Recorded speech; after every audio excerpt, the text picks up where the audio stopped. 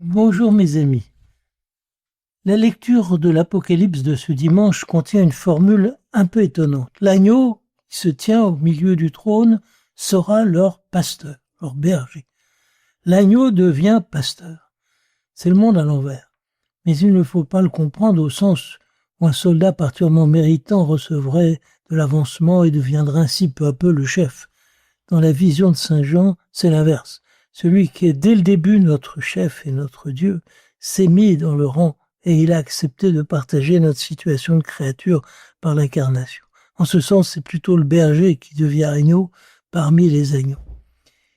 Mais la réciproque n'est pas fausse. Celui qui a connu de l'intérieur notre condition humaine, qui a partagé nos souffrances sans jamais se séparer de Dieu son Père, est devenu notre guide.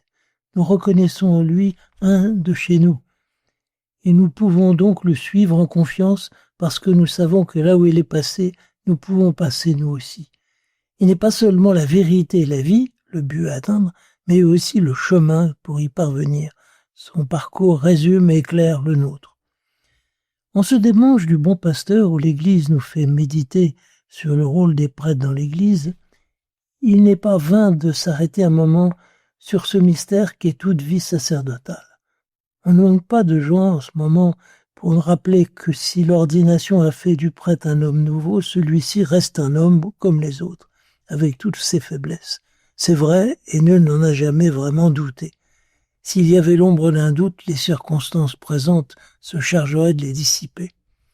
Mais ce qui est plus intéressant, c'est de voir comment le prêtre, homme parmi les hommes, brebis au milieu des brebis du Seigneur, va peu à peu recevoir un destin qui le modèle sur le Christ et qui, dans l'exercice même de son ministère, l'use jusqu'à la corde pour ne laisser subsister que l'essentiel. Cette médiation qu'il assume et qui fait son tourment, médiation qui consiste à être écartelé entre la sainteté de Dieu et le péché des hommes. Là est sa vraie place, là ses vrais succès.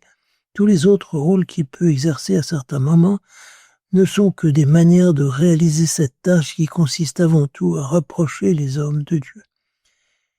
Il sera suivi dans l'exacte mesure où lui-même suivra l'agneau sans tâche, qui se laisse conduire à l'offrande de sa vie. Bon dimanche, à bientôt.